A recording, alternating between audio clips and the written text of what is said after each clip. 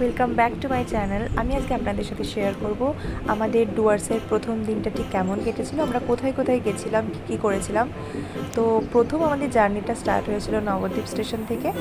এখান থেকে আমরা তিস্তা তোর্ষা এক্সপ্রেস ধরেছিলাম, যেটা নবদ্বীপ থেকে টাইম ছিল নিয়ার অ্যাবাউট 5টা, বিকেল 5টার দিকে। আর অলমোস্ট এটা সানসেটের টাইম ছিল। আর এই জার্নিটা আমার কাছে অনেক বেশি স্পেশাল ছিল, কারণ আমার হাজব্যান্ডের আমার একসাথে এটা প্রথম ট্রেনের লং জার্নি। আমরা বাসে বা গাড়িতে অনেক জায়গায় গিয়েছি, কিন্তু ট্রেনে একসাথে লং জার্নি এটা প্রথম আমাদের। তো এই জার্নিটা আমার কাছে অনেক বেশি স্পেশাল। তো একটা লম্বা ঘুম দেওয়ার পর দেখি আমরা অলরেডি কোচবিহার পৌঁছে গেছি, পরের স্টেশনে আলিপুরদুয়ার, যেখানে আমরা নামবো, যেখানে আমাদের গন্তব্য।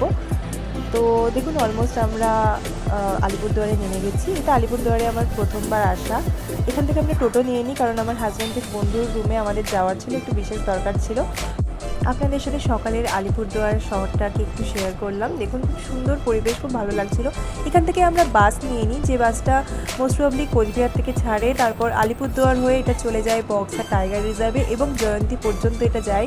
যারা যারা বাসে যেতে চান তারা অবশ্যই যেতে পারেন, খুব কম খরচে এবং খুব কমফোর্টেবল একটা জার্নি। এবং সকালের যেহেতু বাসটা, ভীষণ ভালো লাগে বাসে যেতে। আর দেখুন, অলরেডি নেচার ভীষণ ভীষণ ভালো লাগছে। আমরা অলরেডি হোমস্টে পৌঁছে গেছি, আর চারপাশের পরিবেশটা ভীষণ সুন্দর ছিল। আর সেদিন একটু বৃষ্টির ওয়েদার ছিল, চারিদিকে ঠান্ডা একটা ওয়েদার, খুব ভালো লাগছিল। তো আমরা কিছুক্ষণ রেস্ট নিয়েছিলাম, কারণ আমরা যেহেতু অনেকটা জার্নি করে গেছি। তারপর লাঞ্চ করার পর বিকালে চাটা খেয়ে আমরা রেডি হয়ে বেরিয়ে পড়ি। দেখুন, অলরেডি আমরা এখন আছি বক্সা টাইগার রিজার্ভে। তো আমরা বেরিয়ে পড়ি বক্সা টাইগার রিজার্ভের সান্তলা বাড়িতে, সেখানে মোমো খাওয়ার উদ্দেশ্যে আর একটু ঘোরার উদ্দেশ্যে। তো এখান থেকে আপনারা ট্রেক করতে পারেন লেপচাকা বক্সা ফোর্ট, যেটা আমাদের অলরেডি এর আগের বার ঘোরা আছে। ওই জন্য আমরা এখানে আর যাইনি, কারণ এই জায়গাটা আমাদের এক্সপ্লোর করা আছে। তো এখানে আমরা সান্তলা বাড়িটা একটু বিকেলে ঘুরে দেখছিলাম। তো সান্তলা বাড়ি থেকে আমরা মোমো খেয়েছি, একটু ঘুরে টুরে আমরা সেখান থেকে ব্যাক করি। তো ব্যাক করতে করতে অলমোস্ট সন্ধে হয়ে গেছিলো। আর দেখুন, সন্ধ্যাবেলা জঙ্গলের মধ্যে দিয়ে যখন আমরা যাচ্ছিলাম, তার আমেজই অন্যরকম ছিল। তারপর আবার হোমস্টেতে ফিরে দেখি আবার ঝড় বৃষ্টি শুরু হয়ে যায়।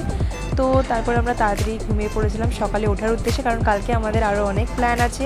টু সাপোর্ট ডুয়ার্স ট্রিপের পরবর্তী ভিডিওগুলো খুব তাড়াতাড়ি আসছে।